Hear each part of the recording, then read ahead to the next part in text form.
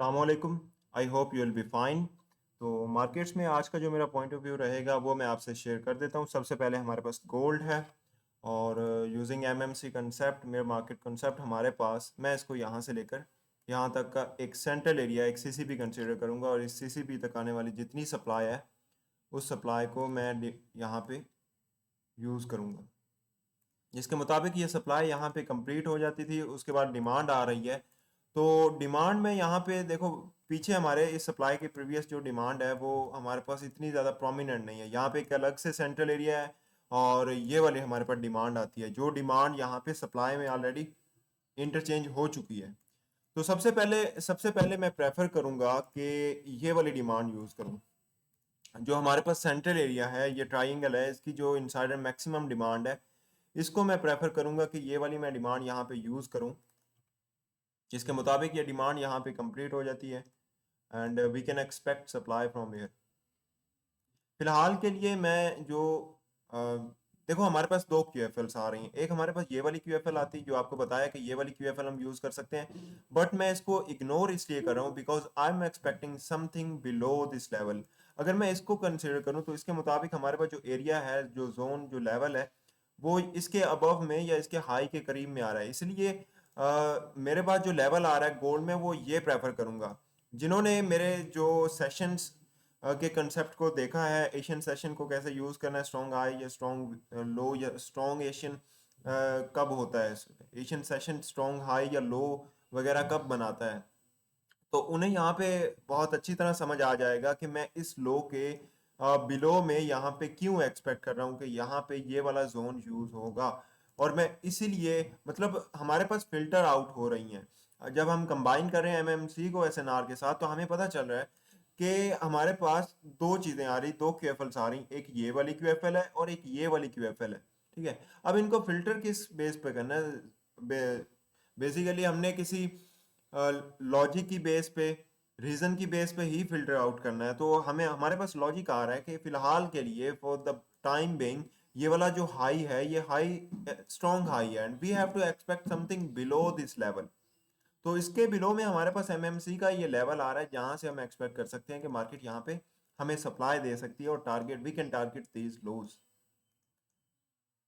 और मैं आपको यही प्रेफर करूंगा कि फिलहाल के लिए इस लो तक ही टारगेट करना चाहिए, because they can be possibility कि इस लो को स्वीप करने के बाद मार्केट हमें एक अच्छी सी डिमांड भी दे सकती है। अब डिमांड क्यों दे सकती है, सबसे पहले मैं लोअर टाइम फ्रेम पे आपको एक्सप्लेन कर लूँ, उसके बाद हायर टाइम फ्रेम पे आपसे डिस्कस करूंगा। इसके बाद हमारे पास यूरो यूएसडी आता है, जिसमें हम 15 मिनट टाइम फ्रेम पे रहेंगे।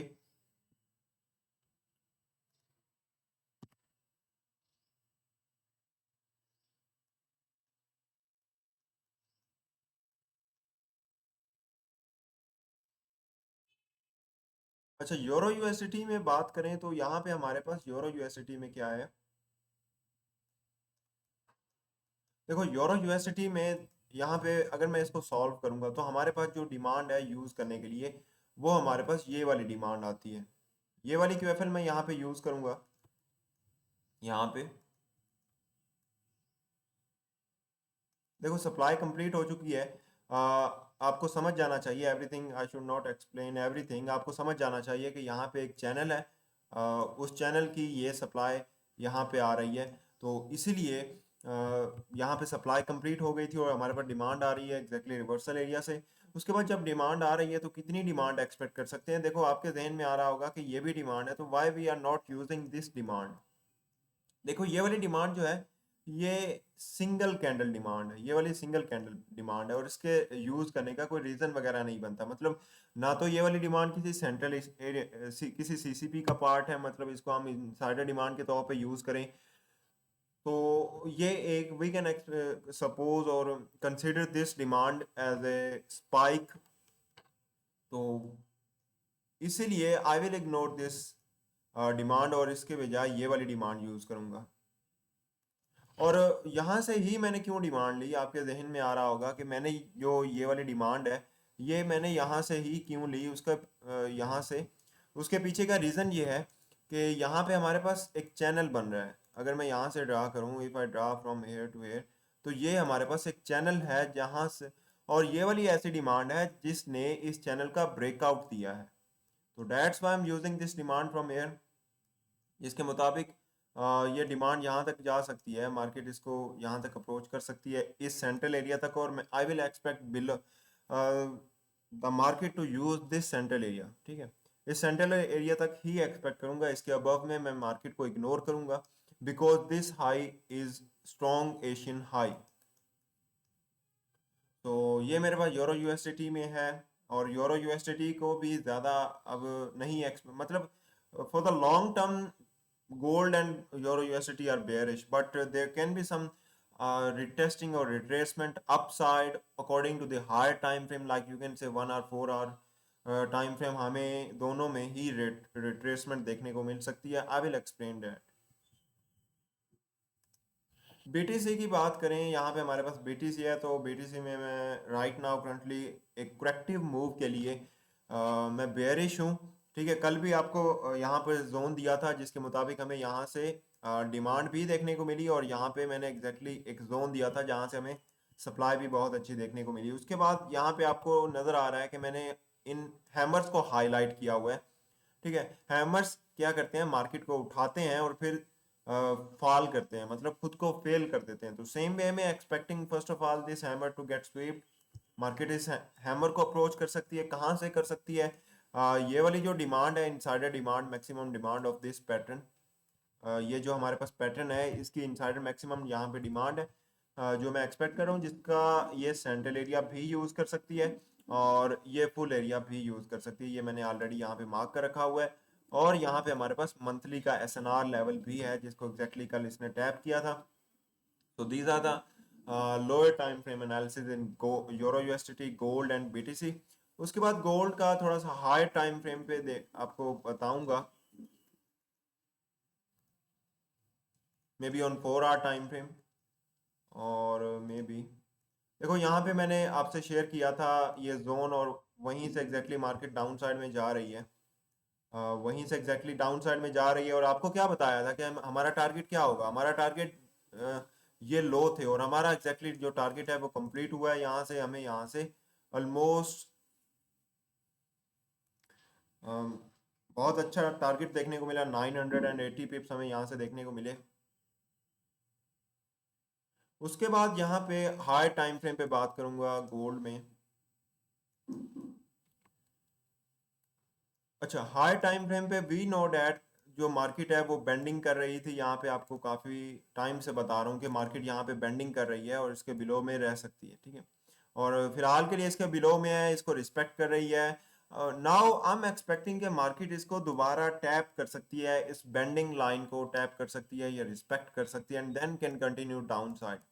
अब यहाँ से क्यों दोबारा इसको रिस्पेक्ट कर सकती है, उसके पीछे का आपको लॉजिक बताता हूँ, रीजन बताता हूँ कि हमें देखने को मिलता है कि जब भी मार्केट इस बेंडिंग को टैप करती है तो एक वॉल्यूम है जिसको ये फॉलो कर रही है। ये हमारे पास फर्स्ट टाइम जब मार्केट ने इसको टैप किया तो हमारे पास जो वॉल्यूम है वो ये वाला वॉल्यूम है, मार्केट ने एग्जैक्टली इसी वॉल्यूम को यहाँ पे फॉलो किया और अपसाइड में चलेगी, इसी वॉल्यूम को फॉलो किया। देखो यहाँ पे ही फुल एरिया, अगर फुल एरिया की बात करें तो फुल एरिया पे ही स्पाइक लिया है, और कहें तो जो होल्डिंग वॉल्यूम है वो अपने सेंट्रल एरिया पे रखा है।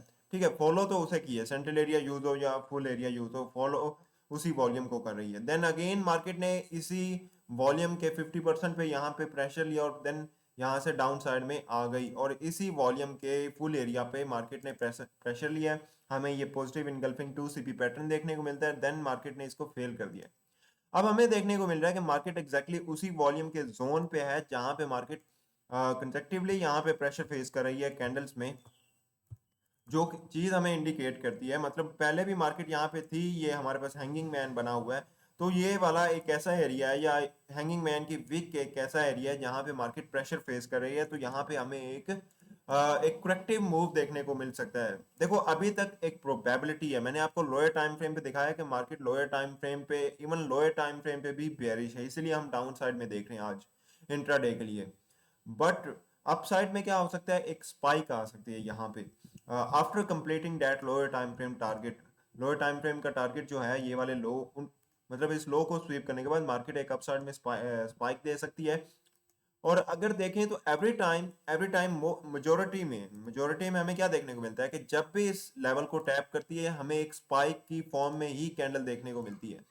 हमें एवरी टाइम यहाँ पे कैंडल एक स्पाइक की फॉर्म में ही देखने को मिलती है। That's why I am saying कि मार्केट जब इस एरिया को यूज कर सकती है, बिकॉज फर्स्ट ऑफ ऑल यहाँ पे सप्लाई कंप्लीट हो चुकी है, सेकंड यहाँ पे एक हैमर है जिसके अंदर काफी अच्छा प्रेशर था, तो इसको यहाँ पे मार्केट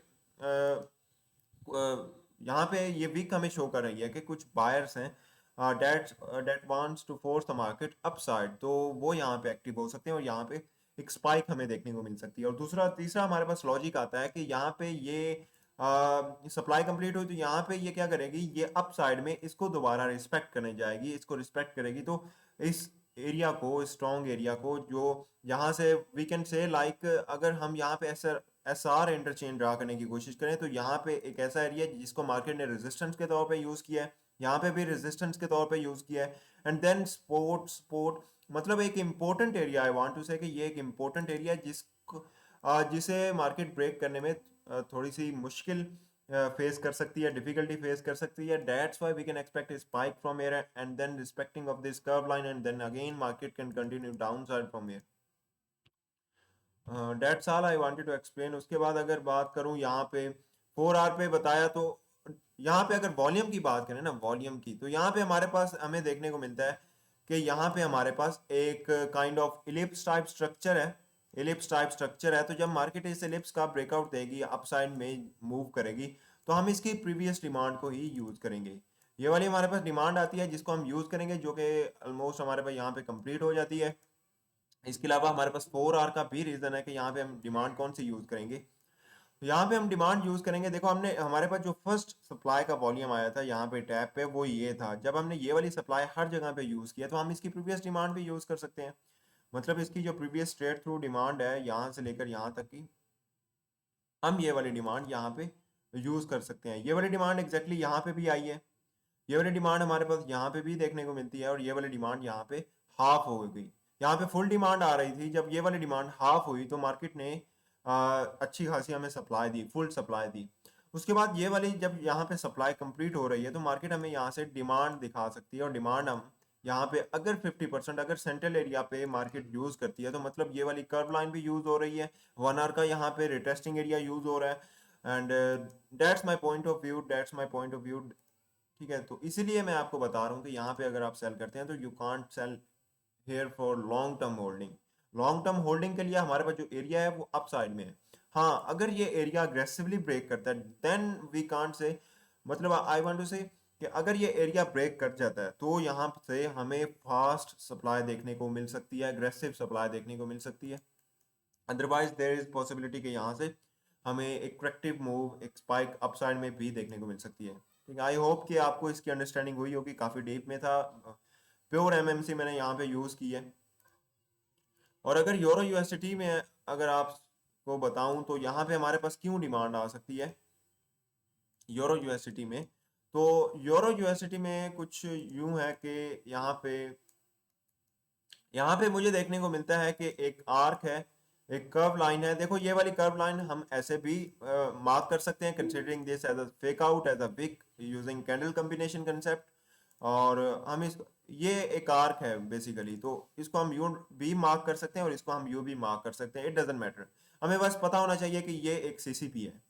उसके बाद जो जो होते हैं हमारे पास टीबीसी कंसेप्ट में, पैटर्न्स, इलिप्स हो गया, आर्क हो गया, you know that when ever these forms, तो उनकी जो इनिशिएशन है, उनकी जो कंप्लीशन है, मोस्ट ऑफ द टाइम या तो सेम कैंडल से होती है, या तो जो इनिशिएटिंग कैंडल है वो कंप्लीशन के वक्त अपने आप को एक को कैंडल में कन्वर्ट कर लेती है। इसके बारे में मैंने डिटेल में एक्सप्लेन किया हुआ है, मैंने एक डेडिकेटेड टॉपिक अपलोड किया हुआ है, डेडिकेटेड इसके कैंडल्स के regarding on my YouTube channel. You can, if you are getting confused here, you can just watch और आपको क्लियर हो जाएगा। तो मुझे यहाँ पे देखने को मिलता है कि एक इन्वर्टेड हैमर है जहाँ से ये इनिशिएट हुआ, और एक इन्वर्टेड हैमर ही है, एक partial inverted hammer you can say, जहाँ से ये इनिशिएट हुआ और कंप्लीट भी उसी पे हुआ। तो what we can do using TBC concept, we can interchange the demand coming in here, यहाँ से लेकर मतलब इस इन्वर्टेड हैमर तक आने वाली डिमांड जो है उसको मैं इस इन्वर्टेड हैमर से जब ब्रेकआउट आया वहां तक जाने वाली जो डिमांड है यहाँ तक मैं कंसिडर कर सकता हूँ। और उसके मुताबिक जो हमारे पास सप्लाई है वो यहाँ पे कंप्लीट हो जाती है और हमें पता चलता है कि मार्केट यहाँ पे एक करेक्टिव मूव दे सकती है। अब किस तरह से करेक्टिव मूव दे सकती है, वी कैन कंसिडर कि यहाँ पे मार्केट अगेन या तो इस लो को या तो इस लो को स्वीप करके यहाँ से हमें अपसाइड में जाती हुई देखने को मिल सकती है। अब स्वीप कैसे करेगी, देखो स्वीप इसको भी कर सकती है, इसको भी कर सकती है। प्रोबेबिलिटी किसकी ज्यादा होगी, देखो प्रोबेबिलिटी इसकी ज्यादा होगी जो ये वाला लो है ना डाउन साइड में, एक्सट्रीम मोस्ट जो लो है, इसकी ज्यादा प्रोबेबिलिटी होगी कि मार्केट इसको स्वीप करेगी। वो क्यों, उसके पीछे क्या रीजन है, उसके पीछे का रीजन हमें वीकली टाइम फ्रेम पे पता चलेगा और may be on daily time frame. Yes, इसका जो रीजन है वो हमें डेली टाइम फ्रेम पे क्लियर होता है कि यहाँ पे हमारे पास एक एसएनआर का ओसीएल लेवल है जिसको मार्केट यूज कर सकती है, यहाँ पे प्रेशर ले सकती है और यहाँ पे मार्केट को इसके अबव में, ये आप विक देख रहे हैं, इसके अबव में मार्केट को लिक्विडिटी भी देखने को मिलती है। तो मार्केट क्या कर सकती है, हमें पता चलता है कि एसएनआर का लेवल है, फ्रेश लेवल है यहाँ पे, मतलब बायर्स के जो पेंडिंग ऑर्डर्स हैं वो एग्जीक्यूट नहीं हुए, तो यहाँ पे बायर्स आ सकते हैं, अपने पेंडिंग ऑर्डर्स को एग्जीक्यूट कर सकते हैं, यहाँ पे जो लिक्विडिटी है वो स्वीप कर सकते हैं। So that's the reason according to the higher time frame के यहाँ पे करेक्टिव मूव क्यों आ सकता है। बट फॉर टुडे, आज फ्राइडे है, सो फॉर टुडे हमें लंदन सेशन में, जैसा कि मैंने आपको गोल्ड में बताया, जैसा कि मैंने आपको गोल्ड में बताया यहाँ पे may be on 15 minute time frame कि यहाँ पे हमें एक सप्लाई देखने को मिल सकती है। सेम वे में मैंने यूरो यूएसडी में बताया ऑन 15 मिनट के यहाँ पे हमें सप्लाई देखने को मिल सकती है। So after completing its target, after completing the Asian laws, और मे बी दिस लो यहाँ तक स्पाइक आए मे बी, और इसके बाद हमें यहाँ पे करेक्टिव मूव देखने को मिल सकता है in both USD and gold. तो अगर आपको कुछ अंडरस्टैंडिंग हुई, अगर आपको कुछ सीखने को मिला, ठीक है, you can like this channel, you can like this video, you can subscribe to this channel and share it, and stay connected with me with Chart Chemist. Thanks for watching. Allah Hafiz.